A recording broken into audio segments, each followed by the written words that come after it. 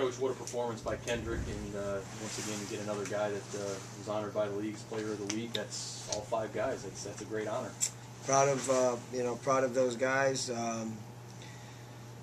Proud of Kendrick. I think he's had a really solid year. I think the thing that's most encouraging for me about it is 2 factors.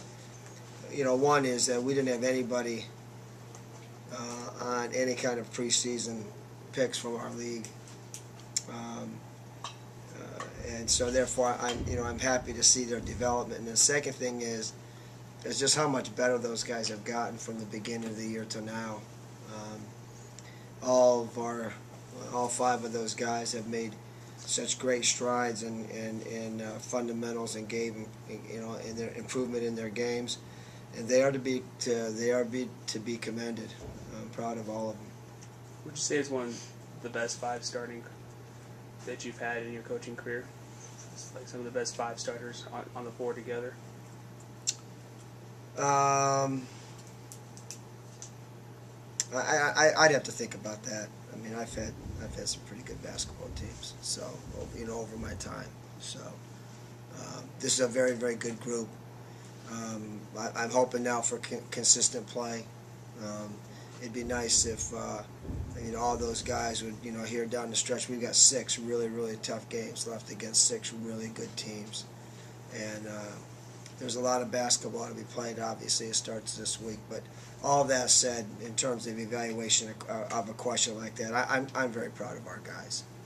It speaks to how balanced they are, Coach, and just that each of them have the ability to take over a game when needed. They're good players. Guys, to me, when Deshaun got it, he had a great week for us. KP had a tremendous trip. These guys have picked each other up and played, and I'm happy for them. Coach, what are the key things you have to do differently this weekend against these 2 teams at home from the way you performed on the road? Absolutely everything, Jim. There's not a phase of the game that we don't have to do better. We've got to take care of the ball better. We've got to rebound better. Our shot selection's got to be better.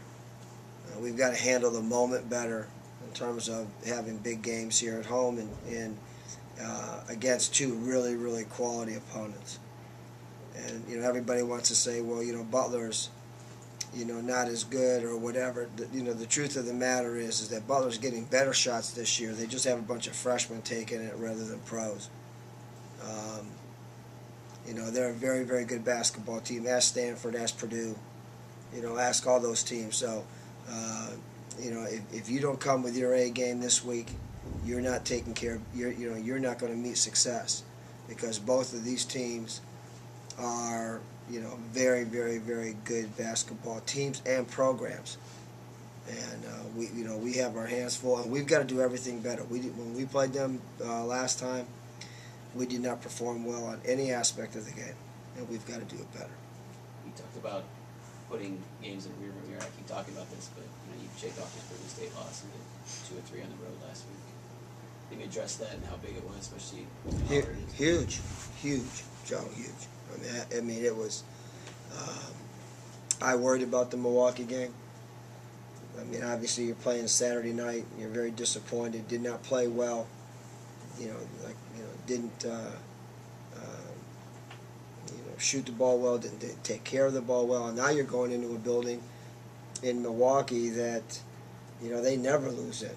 And we just had a great performance and played extremely well.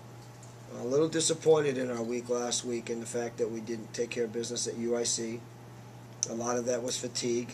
We played a great first half, and we got to about that 12-minute mark in the second half, and you could tell. I mean, I was taking timeouts and just tiredness timeouts. I mean, we were a really, really tired group.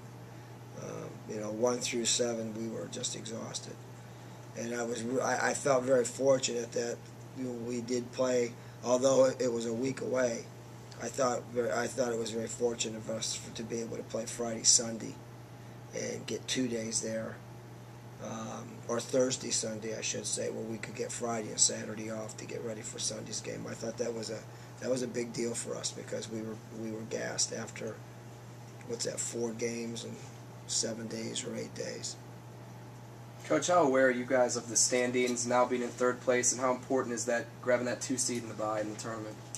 Well, I think the coaches are aware of it. I don't think our players care at all.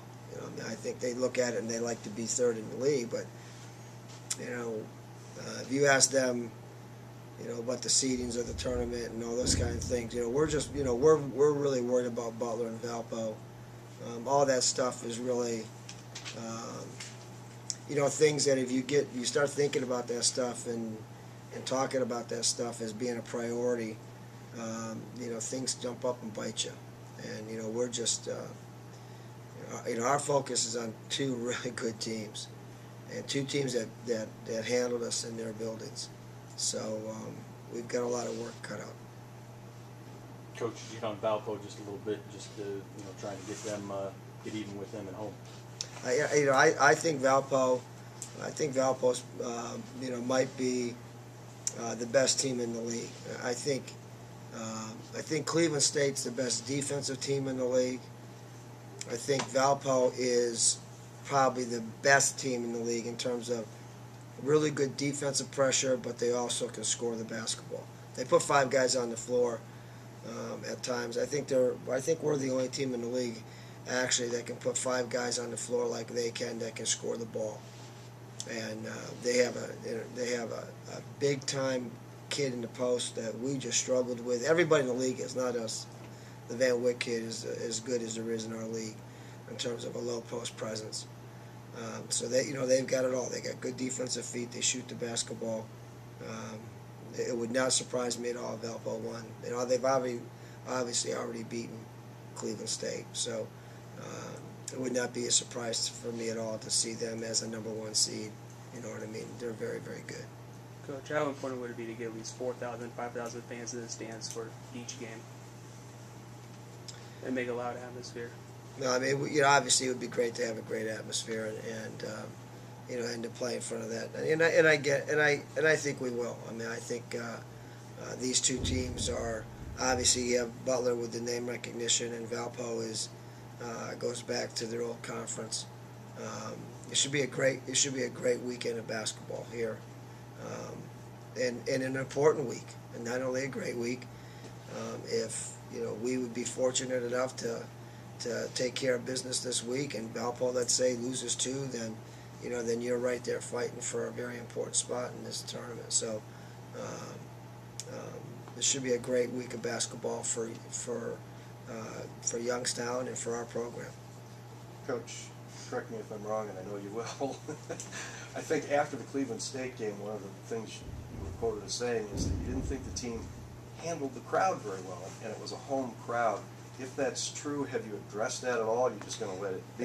Jim, I did say handle the moment. I didn't say handle the crowd. Yeah. And I think the moment for me was a rivalry, a rival game, a team that they beat on their floor, and just didn't have the edge that we had when we went up there. And on top of that, I think played down to a level of not taking care of the ball. There are some things that we did in that game that we have just not have done this year. A lot of bad turnovers. I don't know what we are statistically across the country or whatever, but we take care of the ball pretty darn good. And our assist to turnover ratio and our guards are really, really good. So we've played in some pretty good sized crowds this year. We played in front of 7,000 or 8,000. At Butler, played at Penn State in some of those games. So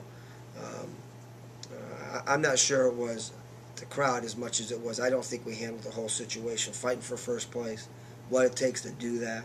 I think all those things were a learning curve for us.